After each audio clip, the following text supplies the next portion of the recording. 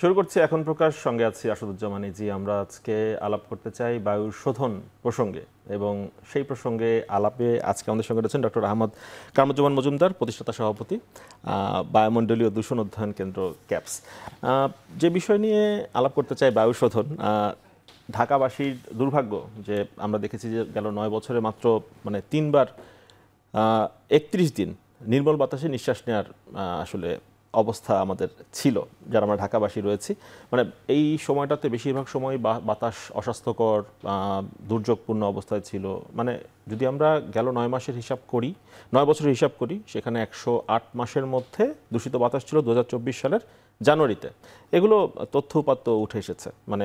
গত বছর দূষিত বাতাসের শহরগুলোর বৈশ্বিক তালিকায় বাংলাদেশের অবস্থান ছিল 3 নম্বরে, পরিসংখ্যান সেটি বলছে। এখন ঢাকার বাতাসকে যদি আমরা পরিশোধন করতে চাই, তাহলে কি উপায়, সে প্রসঙ্গে মূলত আলাপ করতে চাই। আমরা দেখলাম যে ডিএনসিসির যিনি প্রশাসক রয়েছেন মোহাম্মদ এজাজ, তিনি বললেন যে ঢাকায় 50টি জায়গায় বায়ুদূষণ নিয়ন্ত্রণ করার জন্য এয়ার পিউরিফায়ার বসানো হচ্ছে, এরকম একটি আলাপ তিনি তুললেন একটি অনুষ্ঠানে। সেই অনুষ্ঠানের মধ্যে আপনিও উপস্থিত ছিলেন। তিনি বললেন যে 100টি গাছ যে পরিমাণ আসলে বাতাসকে পরিশুদ্ধ করে, এক একটি পিউরিফায়ার সেই রকম বাতাস পরিশোধন করবে, পিউরিফায়ার কাজ করবে। এখন প্রশ্নটি হচ্ছে গাছের বদলে এয়ার পিউরিফায়ার এই সময় এসে কেন প্রয়োজন বা অনুভূত হচ্ছে? জি, আপনাকে ধন্যবাদ, এখন টিভিকে ধন্যবাদ। প্রথমে একটু ক্লিয়ার করছি যে গাছের কোনো বিকল্প হতে পারে না। আমরা পৃথিবীর সবচেয়ে দূষিত শহরে বসবাস করছি। একই সঙ্গে এইটাও সত্য যে এই শহরে মোট আয়তনে যতটুকু সবুজ বা গাছের দরকার, তার 1/3 আমাদের নেই। অথচ এই শহরে মানুষ বসবাস করে এর ক্যাপাসিটির প্রায় 3 গুণ বেশি। এই শহরে যানবাহন চলাচল করে, তাও ক্যাপাসিটি 3 থেকে 4 গুণ বেশি। এই শহরে নির্মাণ কাজগুলো নির্মাণ বিধি মেনে করা হয় না। এই শহরে বর্জ্য পোড়ানোটা একটা স্বাভাবিক প্রক্রিয়া। এই শহরে যে আমাদের চারপাশে যে ইটের ভাটা রয়েছে, পৃথিবীর আর কোথাও এতগুলো ইটের ভাটা নেই। এই শহরে যেই মোডে গাড়ি চলাচল করে, অর্থাৎ মোটরাইজ নন মোটরাইজ, এটাও পৃথিবীতে বিরল। এতগুলো বিষয়ের কারণে এই শহরটি ভিসিয়ে উঠেছে, এইটি এখন গ্যাস চেম্বারে রূপান্তরিত হচ্ছে। এমতো অবস্থায় একজন সিটির অভিভাবক, উনি অনেকগুলো অপশান চিন্তা করতে পারেন। উনি স্বল্পমেয়াদী, মধ্যমেয়াদী, দীর্ঘমেয়াদী অনেকগুলো অপশান চিন্তা করতে পারেন। সেই চিন্তার ভিতরে একটি চিন্তা ওনার মাথায় এসেছে, যেটি হলো যে এই তাৎক্ষণিকভাবে বায়ু দূষণ কমানোর কোনো পদক্ষেপ নেওয়া যায় কিনা, অন্তত ভালনারেবল গ্রুপ অফ পপুলেশনে, যেখানে মানুষ বেশি থাকে, অল্প সময় বেশি মানুষ একাত্র হয়ে থাকে, যেখানে দূষণের পরিমাণ বেশি। সেই চিন্তা থেকে এই এয়ার পিউরিফায়ার, এটা আসলে ডাস্ট কালেক্টরের মতোই, আসলে যেটা উনি বলেছে বাতাস থেকে ধূলিকণাগুলো পরিশোধন করবে, এরকম একটি প্রস্তাবনা এসেছে। এটি এখনও প্রস্তাবনা পর্যায়ে আছে। এবং আমাদের যে অবস্থানটা বায়ু দূষণের গবেষক হিসাবে, আমরা বলছি যে এই ধরনের একটি পাইলটিং হতেই পারে, এই ধরনের একটি পরীক্ষামূলক পদক্ষেপ নিতেই পারেন। যে নগরের দায়িত্বে যিনি আছেন, ইনি যে বায়ু দূষণের বিষয়টি প্রায়োরিটাইজ করেছেন, উনি যে এটাকে নিয়ে চিন্তা করছেন, এইটাকে আমরা পজিটিভলি দেখছি। অ্যাট দ্য সেম টাইম এটাও সত্য যে গাছের কোনো বিকল্প নাই। উনি এটা বলেও না, উনি বলতে আমাদের সামনে তো বলেছেন যে গাছ যেরকম বায়ুকে, দূষিত বায়ুকে শোধন করে, এইরকম ক্যাপাসিটির 100টি গাছ যে পরিমাণ বায়ু শোধন করতে পারে, সে এক একটি পিউরিফাই, এটার ক্যাপাসিটি বোঝানোর জন্য সেটি বলেছেন। এবং আমরা পৃথিবীর যে খুব বেশি দেশে এই ধরনের পদক্ষেপ আছে তা না। এই ধরনের পদক্ষেপ নিলে হয়তো 100 স্কোয়ার মিটার বা 150 স্কোয়ার মিটারের ভিতরে এই ধরনের একটা কোথায় করা যেতে পারে। পাইলট প্রজেক্ট এখন শুরু হবে, কোথায় কোথায় বসালে পাইলটিং করার আগে এটা সাইট সিলেকশন নিয়ে একটা পর্যালোচনা তো এখন চলছেই। সাধারণভাবে তার আগে বলি যে এই ধরনের পৃথিবীর কোথায় এই ধরনের পদক্ষেপ আছে। সাধারণত এত দূষিত শহর তো পৃথিবীতে আর খুব একটা বেশি নেই। দিল্লি, তারপর ক্যালকাটা, কাঠমান্ডু, এই আমাদের ইন্টারনেট ঘাটাঘাটি করছিলাম, সাংহাইয়ে একটি বড় এয়ার পিউরিফায়ার দেখলাম। এক সময়ের চাইনিজ সিটিগুলো অনেক বেশি দূষিত ছিল এবং সেখানে বলা হতো যে মানুষ অক্সিজেন সিলিন্ডার নিয়ে চলাচল করছে, যাদের শ্বাসকষ্ট আছে তাদের, এত বেশি দূষণ ছিল। তো চাইনিজ সিটিতে কিছু বিশেষ করে যে অলিম্পিকের যে বিষয়টি ছিল চায়নাতে, যে বেইজিং অলিম্পিকে, ওই সময়ে তারা নানা রকম এক্সপেরিমেন্ট চালিয়েছে। এই এয়ার পিউরিফায়ারের বিষয়টি তারা বেইজিং অলিম্পিকের সময়ে কিন্তু ইন্ট্রোডিউস করেছে। তারা ক্লাউড সিডিং করে কৃত্রিম বৃষ্টিপাত নামিয়েছিল বায়ু দূষণ কমানোর জন্য। সো ঢাকার বর্তমান যে দূষণ, এটি তো আসলেই তো মানে চিন্তা করতে গেলে অনেক ভয়াবহ। যখন রিপোর্ট হয় যে 9 বছরের ভিতরে মাত্র 31 দিন আমরা নির্মল বায়ু সেবন করেছি এবং অর্ধেকের বেশি সময় আমরা দূষিত বায়ু সেবন করছি, দুর্যোগপূর্ণ বাতাস আছে 93 দিনের কাছাকাছি। হ্যাঁ, ফলে এই ক্ষেত্রে তাৎক্ষণিকভাবে করণীয়, অর্থাৎ স্বল্পমেয়াদী পদক্ষেপ হিসাবে এটি চিন্তা করা যেতে পারে, কিন্তু এটি সিগনিফিক্যান্টলি বায়ু দূষণ কমানোর একটি পদক্ষেপ না, অর্থাৎ টেকসইভাবে লার্জ স্কেলে এর জন্য এটি একটি পদক্ষেপ না। এটি হলো ধরেন একটা পার্ক এরিয়া অথবা 4 রাস্তার ইন্টারসেকশন, যেখানে যেমন গুলশান মোড়, শাহবাগ মোড়, আমাদের এই যে 0 point, metro station, bus station, park, exactly এই এয়ার পিউরিফায়ারটা সাধারণত ইনডোর এনভায়রনমেন্টের জন্য কোথাও কোথাও ব্যবহার করা হয় এবং এটা এখনও এটা আমরা এইভাবে সাজেস্ট করতে পারি না যে এটা মাস লেভেলে সাধারণ মানুষ ব্যবহার করবে। এটা মেডিকেল ইকুইপমেন্ট হিসাবে সাজেস্ট করলে এটা ব্যবহার করতে পারে, কিন্তু আমাদের মূল যেই টার্গেট হওয়া উচিত সেটি হলো যে আমাদের দূষণের অন্যান্য যে মেজর উৎসগুলো আছে সেগুলো বন্ধ করা, যেমন ইটের ভাটা থেকে বায়ু দূষণ বন্ধ করা, যেমন নির্মাণ কাজ থেকে বায়ু দূষণ বন্ধ করা, বর্জ্য পোড়ানো যত্রতত্র যাতে না হয় সেটি, ফিটনেসবিহীন যানবাহনগুলো ফেজ আউট করা, এগুলো আমাদের মূল কনসেন্ট্রেশন হওয়া উচিত। এবং আমাদের শর্ট টার্ম এক্সপেরিমেন্টাল বা পাইলটিং হিসাবে আমরা এয়ার ডাস্ট কালেক্টর বা এয়ার পিউরিফায়ার এই ধরনের কিছু আমরা এক্সপেরিমেন্টাল করতে পারি। আমরা দেখলাম যে যখন বলা হচ্ছিল যে 50টি জায়গায় বসানো হবে এরকম কথা বলছিলেন যখন ঢাকা উত্তর সিটির প্রশাসক, তিনি বলছিলেন যে এগুলো বেশ আকারে বড় হবে, ইনডোরের মতো না, আউটডোরের সাইজগুলো বড় হবে, বেশ দামি হবে, কিন্তু এই জন্য তো পয়সা লাগবে, পয়সা খরচ করতে হবে। তো এই জন্য আর্থিক পৃষ্ঠপোষকও পাওয়া গেছে। তিনি বলছিলেন যে উত্তর সিটিকে আলাদা করে এটার পেছনে অর্থ ব্যয় করতে হবে না, সেই পৃষ্ঠপোষক যারা তারা এর পেছনে মানে অর্থ ব্যয় করবেন, এগুলো জনপরিসরে স্থাপন করা হবে, কর্পোরেশনে কোনো খরচ হবে না। এখন বেসরকারি প্রতিষ্ঠান এগিয়ে আসছে এয়ার পিউরিফায়ার স্থাপনের জন্য, মানে পৃষ্ঠপোষকরাই বা কেন এত ব্যয়বহুল পথ বেছে নিচ্ছেন? মানে আরও সহজে তো সাবলীল সাশ্রয়ী উপায় তো বৃক্ষরোপণের মাধ্যমেও তো আমরা এই বায়ু দূষণ প্রক্রিয়া কমানোর দিকে যেতে পারতাম। মানে এই ব্যয়বহুল প্রজেক্টে আমরা কেন যাচ্ছি? এটা আসলে যারা পৃষ্ঠপোষক তারা ঠিক ভালো বলতে পারবেন, তবে আমাদের যে অবজারভেশন সেটা হলো অ্যাজ এ রিসার্চার আমরা এটাকে, মানে আমি পার্সোনালি এটাকে একটা রিসার্চ হিসাবে দেখতে চাই।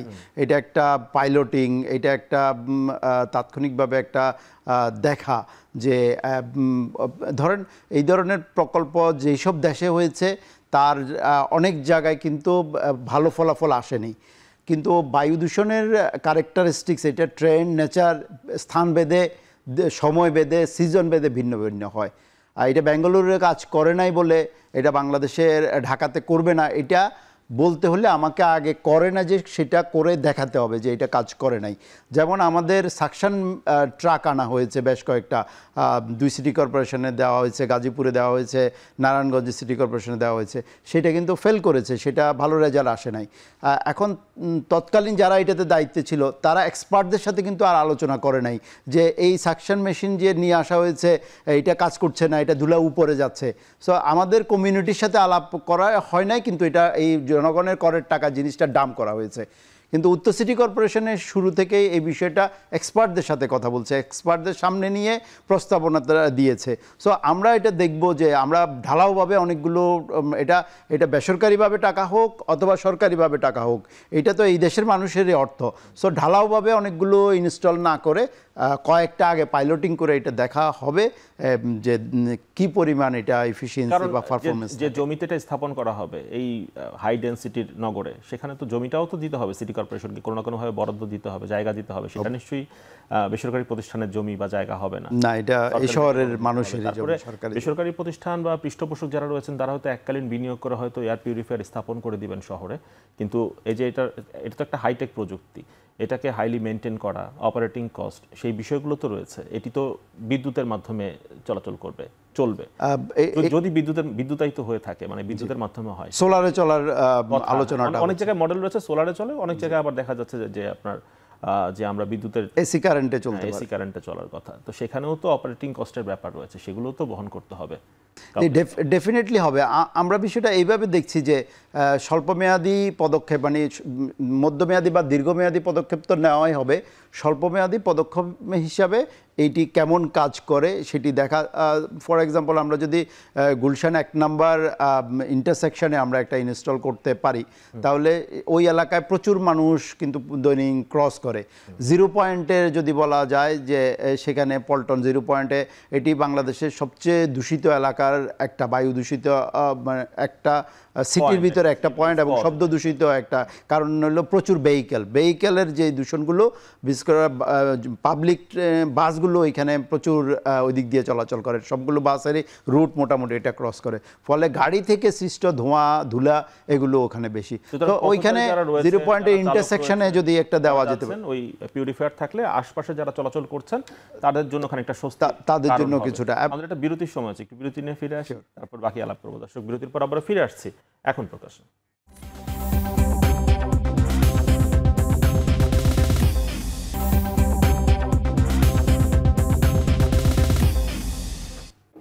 বিরতির পর আবারও ফিরে এলাম এখন প্রকাশে। আমরা বায়ু শোধন সম্পর্কে আলাপ করছিলাম। বিরতির পর ফিরে এসে আমাদের সঙ্গে আরও দুজন অতিথি যুক্ত হয়েছেন, অধ্যাপক ডক্টর আদিল মোহাম্মদ খান, নগর পরিকল্পনাবিদ, এবং সেই সঙ্গে আমরা পেয়েছি গহরনই মরা, লেখক ও গবেষক। দুজনকেই স্বাগত। আগে তো আমাদের কামরুজ্জামান ভাই কাছ থেকে শুনছিলাম, আমরা এয়ার পিউরিফায়ার আলাপ করছিলাম। ওয়ারা ভাইয়ের কাছ থেকে একটু শুনবো আমরা, সেটি হচ্ছে সিটি কর্পোরেশনের আমরা দেখছি যিনি প্রশাসক, তিনি বললেন যে এয়ার পিউরিফায়ার বসানো হবে, পাইলট প্রজেক্ট। আমরা কামরুজ্জামান ভাইয়ের সাথে আলাপ করছিলাম, এটি পাইলট প্রজেক্ট হিসাবে শুরু করা যেতে পারে। সেটি আসলে আমরা যেটি ভাবছিলাম, বেসরকারি পৃষ্ঠপোষক যদি সেটিতে বিনিয়োগ করে, হয়তো প্রথম দিকে হয়তো খরচ হবে না, কিন্তু পরবর্তীতে এটিকে অপারেশন করার জন্য, রানিং রাখার জন্য তো কিছু কস্ট হবে, সেগুলো তো বহন করতে হবে, সিটি কর্পোরেশন হোক বা অন্য যে কাউকে হোক। মানে আমরা এই প্রজেক্টের মাধ্যমে কতটুকু স্বস্তিকর বাতাস দিতে পারবো নগরবাসীকে? ধন্যবাদ। আমরা সব সমস্যারই একটা টেকনিক্যাল সমাধান খুঁজি, মানে এমন একটা জিনিস করে দিব যেটা আর কোনো কিছু লাগবে না, আমি যেমন আছি তেমনই থাকবো। কিন্তু আমাদের প্রথম কথা হচ্ছে যে ওটা নিয়ে সমালোচনায় যাওয়ার আগে আমরা যদি একটু ভাবি যে এই নগরীর পলিউটার কারা? মানুষ, অন্য কেউ তো না। তো মানুষকে আমি কিছু বলছি না, মানুষকে তার খাসলত পরিবর্তনের জন্য কোনো কথা বলছি না। সে যেমন আছে তেমনই থাকবে। আমি মেশিন বসিয়ে এটাকে ঠিক করব, তো মেশিনই তো কাজ করবে না, এটা সোজা জিনিস। আমরা যখন বলছি যে পলিউশন হচ্ছে, তখন আমরা কাকে দায়ী করছি? প্রধানত আমরা গাড়িগুলোকে দায়ী করছি, কাগজপত্রে তাই দেখবেন। এছাড়াও কিন্তু আরও অনেক জিনিস আছে, বিশেষ করে ঢাকা শহরের, নগরের যে পলিউশন, এর ভিতরে আমাদের ফরেস্ট বিভাগও দায়ী আছে। এটা নিয়ে কেউ কথা বলবে না, কেউ এভাবে চিন্তাই করবে না। আপনি দেখবেন ঢাকা শহরে যতগুলো গাছ লাগানো হয়েছে, খুব ভালো কথা, সবই পাতা ঝরা গাছ, মানে সব পাতা একসাথে ঝরে এমন গাছ। যিনি রাস্তা সকালে পরিষ্কার করছেন, তিনি এই ফাল্গুন মাসে যখন পাতাগুলো সব পড়ে যাচ্ছে, তখন সে কী করবে এত পাতা নিয়ে? আমাদের নগরের তো সেই পরিকল্পনা নেই যে আমি এই পাতাগুলো নিয়ে কি করব। সে কি কোনো গর্ত করে তার মধ্যে পুঁতে ফেলবে, নাকি সে একটা জায়গায় নিয়ে গিয়ে এগুলো পুড়ে ফেলবে যেখান থেকে মানুষের?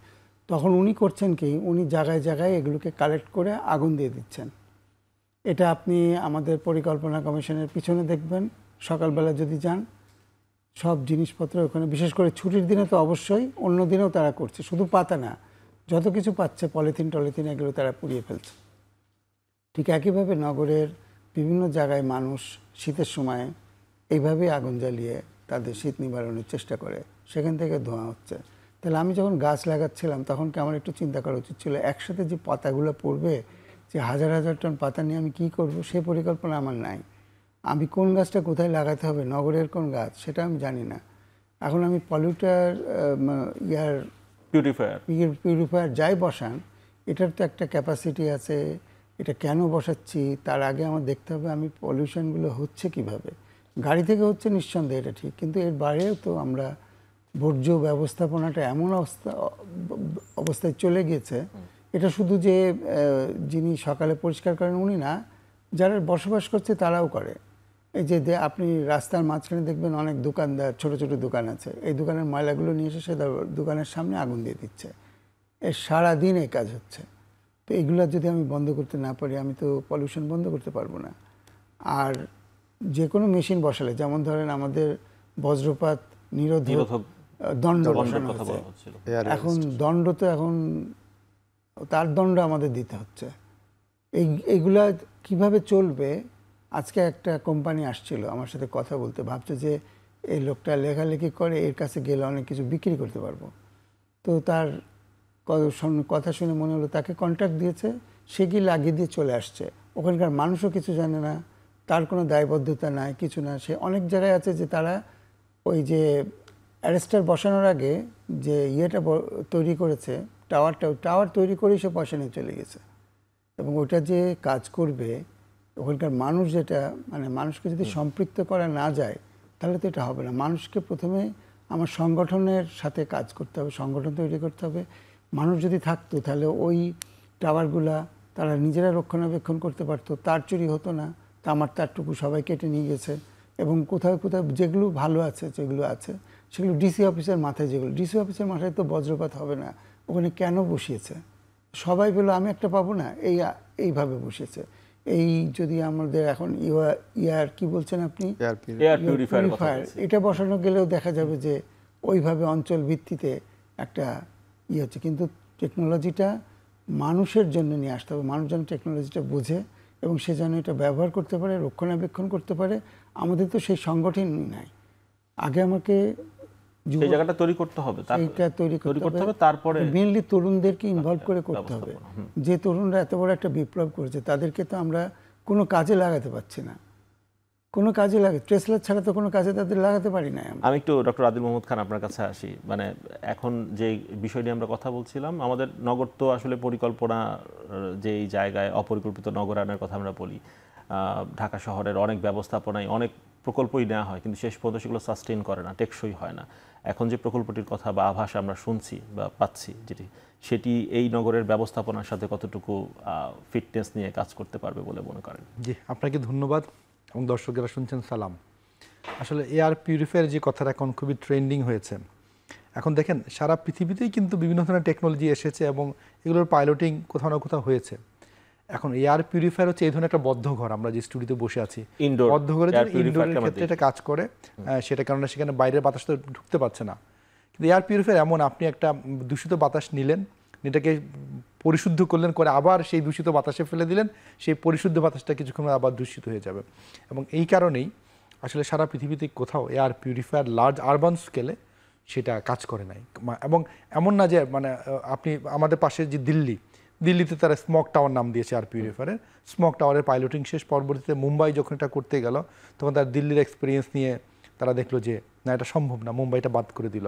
ইভেন দিল্লি যারা করেছে, দিল্লিরও এই ধরনের বোর্ড আছে, তারা বলেছে না, এটাকে এখন মানে জাদুঘরে নিয়ে রাখতে হবে আর কি, এভাবেই বলেছে। একদম জাস্ট আমি কোট করছি যে এয়ার পিউরিফায়ারকে জাদুঘরে রাখা দরকার। কেন?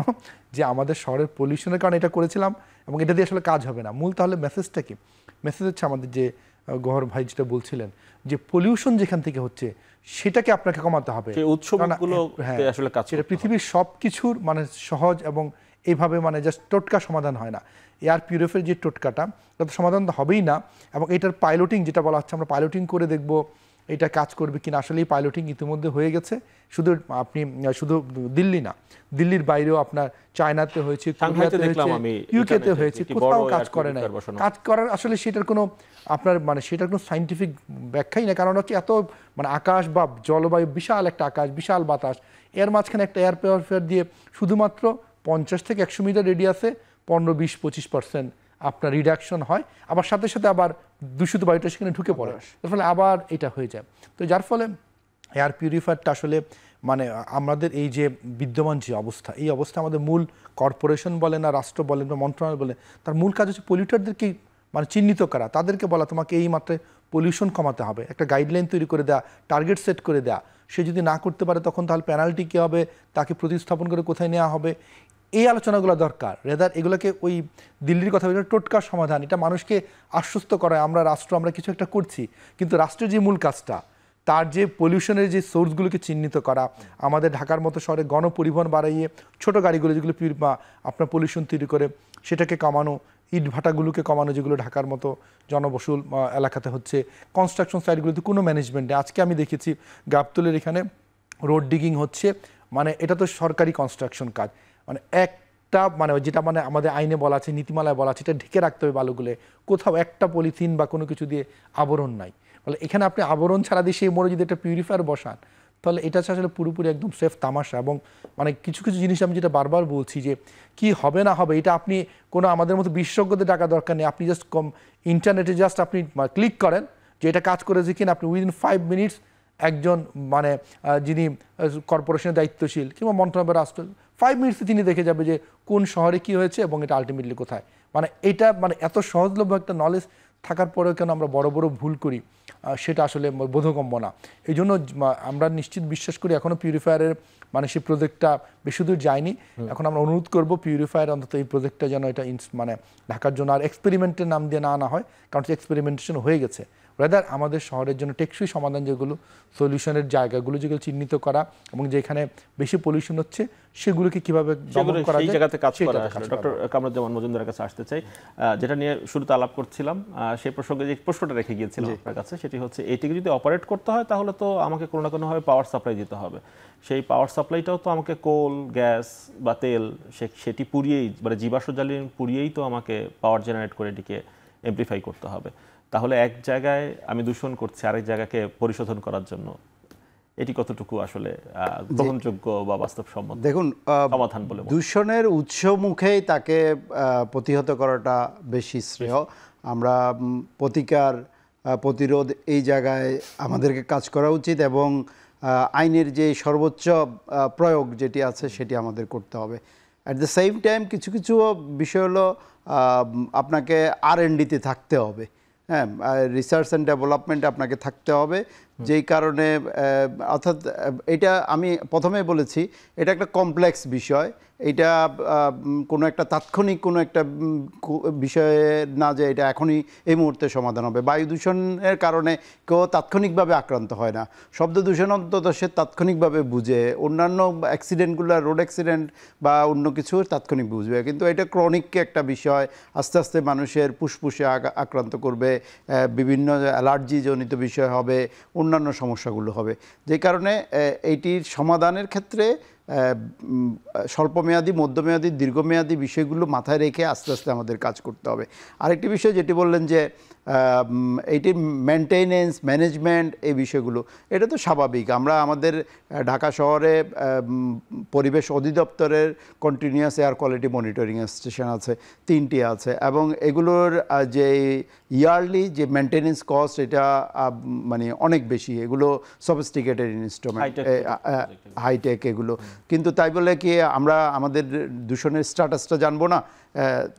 এইটা তবে এখানে একটা জিনিস না বললে নয় যে আমরা যখন হাই ভলিউম স্যাম্পলার অর্থাৎ এয়ার কোয়ালিটি মনিটরিংয়ের মেশিন ব্যবহার করে থাকি, প্রতি 24 ঘন্টায় একবার এখানে একটা ফিল্টার পেপার থাকে, তো সেই ফিল্টার পেপারে এই পরিমাণ ডাস্ট জমে যেটা সাধারণত এই ধরনের মেশিন উৎপাদনকারী প্রতিষ্ঠানগুলো চিন্তা করে না যে এই পরিমাণ ডাস্ট জমে। সো আমরা যদি এটা এয়ার পিউরিফায়ার না বলে এটা যদি ডাস্ট কালেক্টর হিসেবে চিন্তা করি, এই চ্যালেঞ্জটা অবশ্যই আছে যে অতি অল্প সময়ের মধ্যে এই ডাস্ট কালেক্টরের যেই মানে নিজস্ব ক্যাপাসিটি সেটা খুব দ্রুত এটা ওভারলে করবে, হ্যাঁ, ওভারফ্লো করবে। সো এটা একটা চ্যালেঞ্জিং বিষয়। কিন্তু এত কিছুর বিষয়ের পর আসলে আমরা যদি পাইলটিং না করি তাহলে আমরা ঢাকার জন্য এটা যে কাজ করে নাই সেটা আমরা বুঝতে পারবো না। যে আমার প্রতিবেশী রাষ্ট্র বা অন্য কেউ একটা কিছু করেছে, সেই গবেষণা যে আমরা এখানে করব না সেটা প্রত্যেকের ভিন্নভাবে মতামত দিতে পারে। কিন্তু বায়ু দূষণের গবেষক হিসাবে আমি আবারও বলবো যে মানে এই ধরনের একটা সেট আপ করলে পরে আমরা বুঝতে পারবো যে ইভেন এখন ইনডোর এয়ার পিউরিফায়ারের বিষয় আসছে। আমি আগেও বলেছি যে ইনডোর এয়ার পিউরিফায়ার একজন অ্যাক্টিভিস্ট হিসাবে, একজন গবেষক হিসাবে আমি মাস লেভেলে সাজেস্ট করতে পারি না, কারণ এটা একটা বৈষম্য তৈরি করবে। রেদার সমাজের সমস্ত মানুষজন যাতে নির্মল বায়ু সেবন করতে পারে সেই কোন কোন কাজগুলো করা যায়, ইটের ভাটা বন্ধ করা যায়, গাছ লাগানো যায়, সবুজের পরিমাণ বাড়া যায়, সেই দিকে নজর দিতে হবে। ও আরাফার কাছে আসতে চাই, সেটি হচ্ছে ঢাকার বায়ু দূষণের একটা বড় কারণ তো আসলে দেখি যে আমরা 20 বছরের পুরাতন যে ফিটনেসবিহীন যানবাহন সেগুলো বন্ধের কথা বলা হয়। মানে উদ্যোগটা কেন এই জায়গায় আমরা দেখি না সরকারের পক্ষ থেকে যে 50টা ফিটনেসবিহীন বাস আমরা সড়কে বন্ধ করে দিলাম, তা না করে কেন উদ্যোগটা কেন এরকম হয় যে 50টা এয়ার পিউরিফায়ার বসাতে চাচ্ছি আমরা, এই জায়গায় কেন মানে তারতম্যটা হয়? যেটা করার দরকার সেটা না করে অন্য প্রকল্পে কেন যাই? দেখতে হবে যে আমাদের কোথায় ব্যবসা হবে। আমি এখন 50টা বাস বন্ধ করলে তো ব্যবসা হবে না। ব্যবসা হবে, আমি যদি নতুন কিছু নিয়ে আসতে পারি, তার তাক লাগানো জিনিস, আমি বলবো পাইলটিং, পৃথিবীর সব জায়গায় পাইলটিং হয়েছে, এটা কার্যকর হয়নি, সেটা জানার পরে আমি নিয়ে আসবো, আমরা একটা পাইলটিং করলাম এবং এটা পয়সা। আমি আবার রেফারেন্সে যাই, এই যে লাইটনিং অ্যারেস্টার একটা 9 লক্ষ টাকা করে বাজেট করা হয়েছিল, কিন্তু প্রকৃত দাম 1 লক্ষ টাকার বেশি হবে না, এবং এইভাবে খরচ হয়েছে, এবং এই খরচ কোনো দায়বদ্ধতা নাই। তো আপনি যদি রিয়েলি ঢাকা নগরীকে করতে চান, আমাদের অন্যভাবে ভাবতে হবে। আমার যারা ওয়ার্ড কমিশনার আছে, এখন তো আমরা এটা ভাবছি না যে আরেকটা দেশ স্থানীয় সরকার ছাড়াই চলতেছে, এটা কিভাবে সম্ভব? আমরা ঢাকা শহরে টের পাচ্ছি না, আমরা হয়তো আমাদের আত্মীয় স্বজনকে প্রশাসক বানিয়ে দিছি, কিন্তু যারা গ্রামে আছে আপনি দেখেন ইউনিয়ন পরিষদের জন্ম নিবন্ধন ছাড়া স্কুলে ভর্তি হবে না, সেটা বন্ধ হয়ে গেছে। এবং যারা ওই ইউনিয়ন পরিষদ তো বাতিল করে না, কিন্তু প্রত্যেকে দৌড়ের উপরে আছে, প্রত্যেকের নামে 10-15টা করে মামলা দিয়ে দিচ্ছে। যারা এতদিন হেরে গেছে বা যারা ক্ষমতায় যেতে চায় এরকম মানুষ, তাদের পিছনে পুলিশ হাইকোর্ট থেকে রিট নিয়েছে, করে জামিনে আছে, তাদেরকে পর্যন্ত আবার আর একটা মামলায় তাদেরকে অ্যারেস্ট দেখাচ্ছে। এটা আমাদের স্থানীয় সরকারের দায়িত্ব এটা। এবং যদি কেউ পরিকল্পনা করে, আমার ওয়ার্ড মেম্বার, ওয়ার্ডগুলোকে আরও ছোট করতে হবে, তারা যদি তাদের প্রথম প্রায়োরিটি হওয়া উচিত যে আমি আমার ওয়ার্ডটাকে পলিউশন ফ্রি রাখবো। বলবে হয়তো যে আমাদের আগের মেয়েরা বলছিল যে আমি তো সব মশা মেরে ফেলেছি, দক্ষিণ থেকে মশা চলে আসছে, সেরকম যুক্তি তো অনেকেই দেখাতে পারবে, কিন্তু তার এলাকায় আমি পলিউশন ছাড়া, আপনি দেখেন ধানমন্ডি বলেন, যেখানে বলেন, বাড়ির থেকে পানি নিয়ে রাস্তার উপরে গাড়ি ধুচ্ছে। এই লোকটা তো শিক্ষিত মানুষ, সে কেন এটা করছে? আবার ওই আপনি পথচারে আপনি হেঁটে যাচ্ছেন, আপনার গায়ে পানি পড়ে। তাহলে ওরা ভাই, মানে আমরা এই জায়গায় তো নিশ্চিত যে মানুষকে সচেতন করার কথা যে বলা হয়, সচেতন করে তো কাজ হচ্ছে না। মানুষকে সচেতন মানুষ আছে, কিন্তু আমরা একটা সিস্টেমের মধ্যে একটা জনগণকে সম্পৃক্ত করে একটা ব্যবস্থাপনার পেছনে আমরা কাজ করতে পারিনি। সেটা যদি হতো, কি সময় এসেছে কিনা সরকারকে কঠোর হওয়ার? আমরা তো দেখলাম অন্তর্বর্তী সরকার যখন আসলো তখন আমরা দেখলাম বেশ কিছু উদ্যোগ তারা নিলেন। তারা হর্ন কমাতে চাইলেন, শব্দ দূষণ কমাতে চাইলেন, পলিথিন কমাতে চাইলেন, অনেকগুলো উদ্যোগ নেওয়ার চেষ্টা করলেন, কিন্তু শেষ পর্যন্ত কি হর্ন কমানো মানে কিছু মানববন্ধন করে দাঁড়িয়ে থাকলে তো হর্ন বন্ধ হবে না। হর্ন বন্ধ খুব সোজা জিনিস, ওই ইয়েগুলার চাবি বন্ধ করে দিলেই হয়তো। হর্ন এর উপরে তো বাজাতেই পারবে না, এটা তো সিস্টেমটা করা যায়। গ্যারেজ থেকে যখন গাড়ি বেরোচ্ছে এখানে, হ্যাঁ, কিন্তু আমরা যে সচেতন করার চেষ্টা করেছি মানুষকে প্রথমে, না না না না না, মানুষ যথেষ্ট সচেতন, মানুষের সচেতন করতে, এটা খুবই ভুল অ্যাপ্রোচ যে মানুষ কিছু বুঝে না, আমরা আজ থেকে সচেতনতামূলক আলোচনা করব, রেডিও টেলিভিশনে আলোচনা হবে, সব জায়গায় মাইকিং করব, সবাই সবকিছু জেনে সবাই সবকিছু জানে, কিন্তু আপনার সিস্টেমের মধ্যে না ফেলা পর্যন্ত।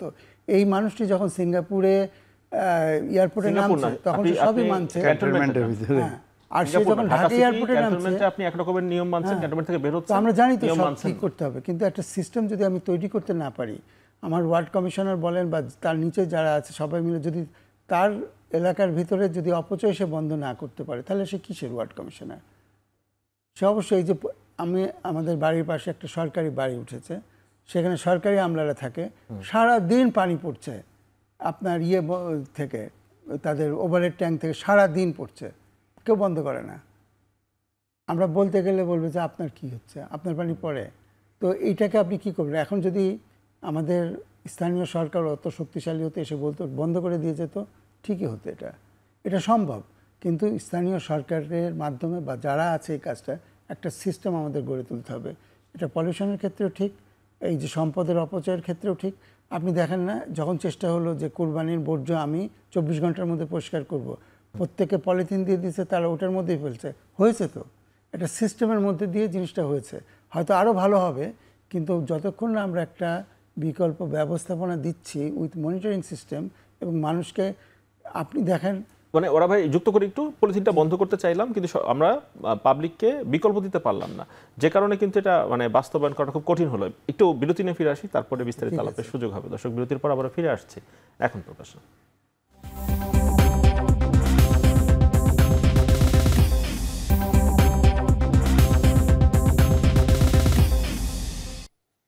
বিরতির পর আবারও ফিরে এলাম আমরা এখন প্রকাশে। ডক্টর আদিল মোহাম্মদ খান, আপনার কাছে আসতে চাই। সেটি হচ্ছে আমরা যেটা আলাপ করছিলাম যে মানুষের অভ্যাস এবং মানুষকে আসলে নিয়ম কানুন মানার ব্যাপারে এক ধরনের ব্যবস্থাপনার মধ্যে নিয়ে আসা, সেই জায়গাতে না হলে আসলে যতই আমরা চেষ্টা করি না কেন কার্যকর সুফল পাওয়া মুশকিল। সরকার কেন একটু নমনীয় এই জায়গাতে? আমরা দেখি যে সবসময় এই যে প্রচারণার মধ্যে থাকে কিন্তু কঠোর অবস্থানে যায় না কেন? পরিবেশ দূষণটা যেটা কামরুজ্জামান বলছিলেন খানিক আগে, যে এটা ধীরে ধীরে কাজ করে। আসলে শব্দ দূষণ যেমন, এটা আমার কি ক্ষতি করছে এটা তো আমি এখন বুঝতে পারছি না, পরে বুঝতে পারবো। বায়ু দূষণ আমার কি ক্ষতি করছে আমি হয়তো 5 বছর 10 বছর পরে গিয়ে টের পাবো। এই জায়গার কারণে কি? আর অঞ্চল ভিত্তিক সব জায়গায় তো দূষণের মাত্রা একরকম নয়। যেমন দূষিত বাতাসের জেলা যেমন গাজীপুর, কম দূষিত বাতাস সিলেট। অঞ্চল ভিত্তিক এই বায়ু দূষণ এবং দূষণ প্রতিরোধে ব্যবস্থাপনা নেয়ার প্রয়োজনীয়তা দেখেন কিনা? জি, আসলে সরকারকে তো মানে ওই ক্ষমতা দেওয়াই হয়েছে। সরকারকে কিছু শাসন করতে হয়, কিছু প্রণোদনা দিতে হয়, হ্যাঁ, মানুষকে উৎসাহিত করতে হয়, আবার জেলেও নিতে হয়। সরকার ব্যবস্থাপনাটা এরকম। তো এখন সারা পৃথিবীতেই যেখানে সুশাসন হয়েছে সেখানে প্রণোদনার পাশাপাশি আপনার হচ্ছে শাস্তির ব্যবস্থা আছে।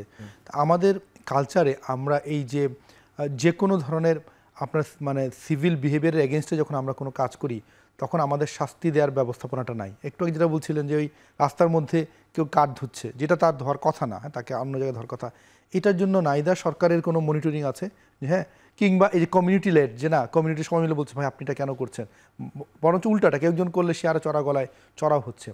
তাহলে যদি এরকমভাবে চলতে থাকে, কমিউনিটির কোনো আপনার প্রোটেকশন নাই, আবার রাষ্ট্রেরও কোনো ব্যবস্থা নেই, তাহলে যা হওয়ার কথা তাই হচ্ছে বাংলাদেশ, ঠিক আছে? আবার এখানে কি যার ক্ষমতা আছে, টাকা আছে, সে স্বেচ্ছাচারীভাবে যা ইচ্ছা করতে পারে। তো এই কারণেই আমাদের রাষ্ট্রীয় ব্যবস্থা ভঙ্গুর হয়ে গিয়েছে। এবং দেখেন এর সাথে আমরা যদি মিলাই যে রাষ্ট্র যে সহজ সমাধানগুলো সেটা কখনোই করার চেষ্টা করে না। যেটা পলিথিনের কথাটা বলা হচ্ছিল, পলিথিনের ইন্ডাস্ট্রি কিন্তু বন্ধ করা হয় না সেভাবে, কিন্তু পলিথিন দোকানে দোকানে গিয়ে আমরা ম্যাজিস্ট্রেট দিয়ে বা পুলিশ আমরা দেখেছি বিচ্ছিন্নভাবে অভিযান হয়েছে। ওই অভিযানগুলো বিচ্ছিন্ন, যখন অভিযান হয়েছে তখন হয়তো 7 দিন বন্ধ ছিল, তারপরে গিয়ে আবার অভিযানের প্রতিরোধ আসছে। হ্যাঁ, প্রতিরোধ তো আসবেই। রাষ্ট্র কিন্তু এই ধরনের প্রতিরোধের সম্মুখীন হয়, কিন্তু এই ধরনের প্রতিরোধের সম্মুখীন হলে রাষ্ট্র কখনো থেমে থাকে না। রাষ্ট্র তার যেই অবজেক্টিভ সেটা নিয়ে কমিউনিটি বা মানুষকে মোবিলাইজ করে, এবং তখন কিন্তু এই যে ছোট ছোট যারা আপনার ইন্ডাস্ট্রির মালিক যারা, তাদেরও তো একটা শক্তি আছে, সেই শক্তির বিপরীতে কিন্তু রাষ্ট্রের শক্তি অনেক বড়। কিন্তু রাষ্ট্রের মানে কখনই সেই ধরনের সেই মাত্রার গুডউইল থাকলে যে করা যায়, বাংলাদেশে মানে ইতিপূর্বে আমরা দেখেছি রাজনৈতিক দমনের ক্ষেত্রে কোনো তো কসুর করা হয় নাই। তার মানে হচ্ছে যে চাইলে রাষ্ট্র যখন বলটা প্রয়োগ করে তখন কোনো শক্তি মানে ন্যায় শক্তিও দাঁড়াতে পারে না, অনেক ক্ষেত্রে অন্যায় শক্তি তো সম্ভবই না। তাহলে রাষ্ট্র যদি এই ধরনের যারা ইন্ডাস্ট্রিয়ালিস্ট, যারা জায়গায় জায়গায় পলিউশন করতেছেন এবং তাদের 80% সেই ল্যান্ড ইউজ ক্লিয়ারেন্সই নাই, তার মানে হচ্ছে যেখানে তার সেই ইন্ডাস্ট্রি করার কথা না সেখানে করছেন, বহাল তবিত করছেন। আপনাদের নজর এসেছে কিনা, মানে হাইকোর্টে তো যেতে হয়, অনেক ক্ষেত্রে দেখি রুল জারি করতে হয়। 3 দিন আগে দেখলাম যে ঢাকার বায়ু দূষণ রোধে কেন ব্যবস্থা গ্রহণ করা হবে না সে বিষয়ে রুল জারি। এটা তো আসলে মানে রুল জারি করার বিষয় না, মানে রুল জারি করার বিষয় না, এটা তো রাষ্ট্রের উপর অর্পিত দায়িত্ব। হাইকোর্ট এটা বললে অর্পিত দায়িত্ব, না বললে অর্পিত দায়িত্ব। মানে ব্রেদার হচ্ছে যে রাষ্ট্র ফাংশন করে না বিধায়ী মাঝে মাঝে হাইকোর্টকে রুল জারি করতে হয়, এবং এ ধরনের রুল অনেকবার জারি হয়েছে। এতে কি আমাদের এয়ার কোয়ালিটির মানে কোনো উন্নয়ন ঘটেছে? উন্নয়ন তো ঘটে নাই। তার মানে রুল দিয়ে সমাধান হবে না, সমাধানটা করতে হবে সেটা রাষ্ট্রের যে আইন তার সাথে কমিউনিটিকে এঙ্গেজ করতে হবে, যে আপনার আশেপাশে কমিউনিটি শক্তিশালী করে আপনার যদি একটা ইন্ডাস্ট্রি, যে ইন্ডাস্ট্রিটা অবৈধ, সেই কমিউনিটি মিলে যদি ঘিরে ধরতো তাহলে সেই ইন্ডাস্ট্রি চলার কথা না। কিন্তু কমিউনিটিকে সেই শক্তিটা দেওয়া হয় না, রেদার যারা কমিউনিটি ভিত্তিক আন্দোলন করে এদের অতীতে অনেক সময় জেলে পর্যন্ত নেওয়া হয়েছে। এই শক্তিশালী ইন্ডাস্ট্রিয়ালিস্ট তিনি পলিটিশিয়ান, মন্ত্রী, আমলার সাথে যোগাযোগ করেছেন, পুলিশকে বা আইন শৃঙ্খলা বাহিনীকে যোগাযোগ করে একটা ম্যানেজ করেছে। উত্তরটা জানি তাহলে একটু ডক্টর কামরুজ্জামান মজুমদারের কাছ থেকে, সেটা হচ্ছে তাহলে কি আমরা ইটভাটায় মানে বায়ু পরিশোধন করার কোনো যন্ত্র কি বসাতে পারবো না? যে ইন্ডাস্ট্রিগুলো থেকে দূষণ হচ্ছে, দূষিত বায়ু নির্গত হচ্ছে, সেই জায়গা থেকে আমরা ফিল্টার বসাতে পারবো না? যদি এরকম পেশি শক্তির প্রয়োগ থেকেই যায় সব সময়, তাহলে আমরা এয়ার পিউরিফায়ার বসাই আর গাছই লাগাই, কিন্তু কার্যত তো আমরা দূষণ কমাতে পারবো না।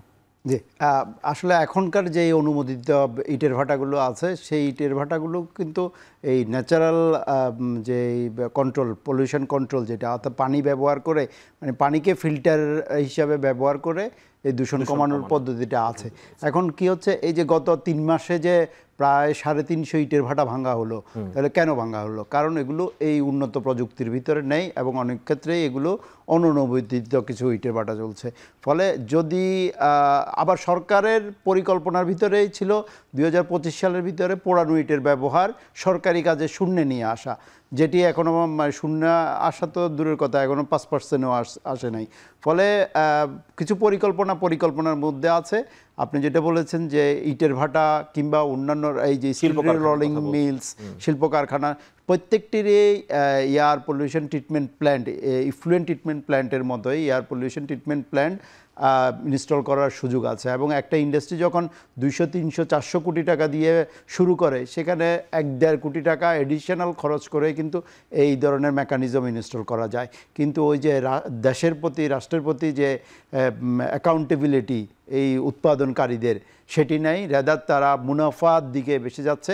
আবার যেটা আদিল ভাই বললেন, সেটা রাষ্ট্রকে কঠোর, হ্যাঁ, কোনো না কোনোভাবে তারা সেটা পার পেয়ে যাচ্ছে, কোনো না কোনোভাবে সেটা ম্যানেজ করে ফেলছে। যে কারণে আজকে আপনি যদি বিকাল 4টা বাজে আমরা কাঁচপুর ব্রিজ পার হয়ে দুই পাশেই কিন্তু স্টিল মিলগুলো আছে, সেগুলো নিয়ে কিন্তু এই অবস্থা, দিনের বেলায় রাতের মতো অন্ধকার হয়ে যাচ্ছে।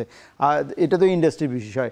আপনি যে কোনো একটা ফ্লাইওভারের গোড়ায় দাঁড়ান এই ঢাকা শহরে, দেখবেন কতগুলো বাস উঠার চেষ্টা করে, মাত্র 20 ডিগ্রি অ্যাঙ্গেল উঠতে গিয়ে তাদের ইঞ্জিনের উপরে চাপ পড়ছে এবং সেই এলাকাটা অন্ধকারাচ্ছন্ন হয়ে যাচ্ছে। ফলে সর্বাঙ্গে ব্যথা, ওষুধ দিব কোথায় একটা বিষয় দাঁড়িয়েছে। এয়ার পলিউশন কন্ট্রোলের ক্ষেত্রে এটা সবচেয়ে বেশি প্রযোজ্য ঢাকা শহরের জন্য।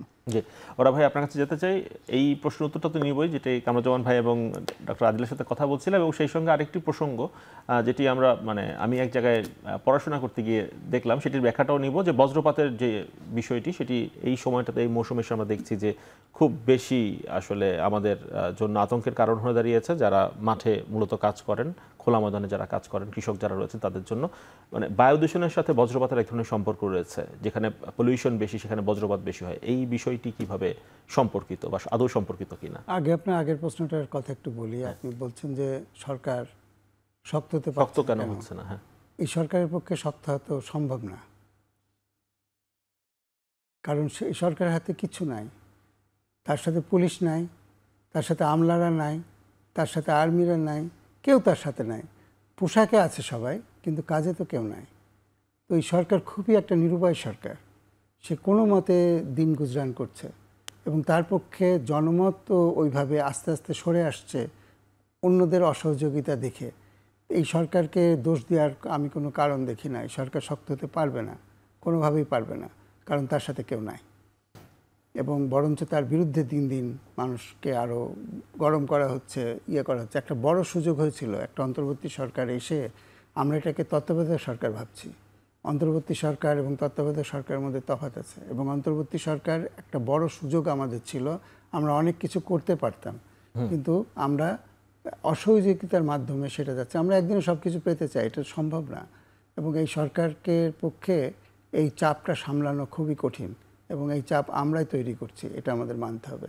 এবার আসি আমাদের এই বায়ু দূষণের সাথে বজ্র সম্পর্কে বললাম, তো এটা একটা ধারণা, একটু খুব গবেষণা ওইভাবে হয় নাই।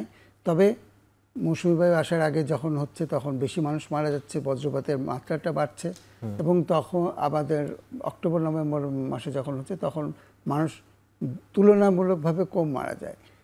এখন মারা যাওয়াটা আমাদের কাছে খুব বড় একটা বিষয়, কিন্তু আবার কোনো বিষয় নেই। কারণ আপনি দেখেন, আমাদের এখানে যারা আছে তাদের কোনো আত্মীয় স্বজন মারা যায় না, এবং এরা কোনোদিন মারা যাবেও না, এরা ওখানে থাকে না।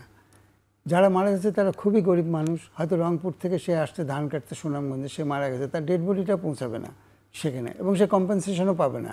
কারণ সে রংপুরের মানুষ কম্পেনসেশন পাবে রংপুরের ইউএনওর কাছ থেকে, সে এখানে এসে মরলে তো সুনামগঞ্জের ইউএনও তাকে পয়সা দিবে না। তার ডেড বডিটা কীভাবে পাঠাবে সেটাও আমাদের নাই। আরেকটা জিনিস আমাদের ভাবছি না, যেটা ধরেন যে কোনো দুর্যোগে, প্রাকৃতিক দুর্যোগ বলেন বা মানুষের তৈরি দুর্যোগ বলেন, যদি একজন মানুষ মারা যায়, আমরা ধরেই নেব যে 4 জন মানুষ আহত হয়েছে। বজ্রপাতে আহতদের কোনো সংবাদ পেয়েছেন এ পর্যন্ত? কতজন আহত হয়েছে, তারা কিভাবে আছে, তাদের চিকিৎসা প্রোটোকলটা কি হবে, তারা কিভাবে বাঁচবে? আমরা যে কয়জনের সাথে আলাপ করেছি, সকলেই তার রুটি রুচির থেকে বিচ্ছিন্ন হয়ে গেছে। কেউ কানে শোনে না, কান বন্ধ হয়ে গেছে, তার ব্যক্তিত্বের ভিতরে অনেক ধরনের সমস্যা তৈরি হচ্ছে এবং এইটা নিয়ে কোনো জায়গায় আলোচনা দেখবেন না। আলোচনা হচ্ছে মৃতদের নিয়ে, যারা মারা গেছে তাদের নিয়ে, হায় হায় এত লোক মারা গেল, কিন্তু এত মানুষ যে আহত হয়ে তাদের জীবনটা শেষ হয়ে যাচ্ছে, তারা পঙ্গু হয়ে যাচ্ছে একভাবে, এটার যে চিকিৎসা, এটার কিভাবে চিকিৎসা হবে, তাদেরকে কোথায় নেওয়া হবে, এমনকি যে মানুষটা বজ্রপাতে পুড়ে গিয়ে বেঁচে গেছে, বজ্রপাতের পোড়ার চিকিৎসা এবং আগুনে পোড়ার চিকিৎসা ইজ ডিফারেন্ট। এইটা নিয়েও কোনো আলোচনা নাই, এটা নিয়ে কোনো প্রশিক্ষণ নাই, কোনো প্রোটোকল তৈরি নাই। আমরা এটা যেহেতু গরিব মানুষ মারা যাচ্ছে, আমাদের কোনো আত্মীয় স্বজন মারা যাচ্ছে না, এটা আমাদের কোনো সমস্যা নাই। এখন যখন বজ্রপাত হয়েছে, এখন 3-4 দিন খুব পেপারে দেখবেন, তারপরে আবার সব ঠিক হয়ে যাবে, এটা কোনো ব্যাপার না। আমাদের যে পদক্ষেপগুলো নেওয়া হয়েছে, ধরেন প্রত্যেকটায় আমি বললাম প্রথমে তাল গাছ লাগাতে হবে, তাল গাছ লাগালাম রাস্তায়, এখন বজ্রপাত তো সে রাস্তায় পড়বে না, বজ্রপাত মাঠের মধ্যে হবে, সেখানে আমার লাগানোর কোনো মেকানিজম নাই।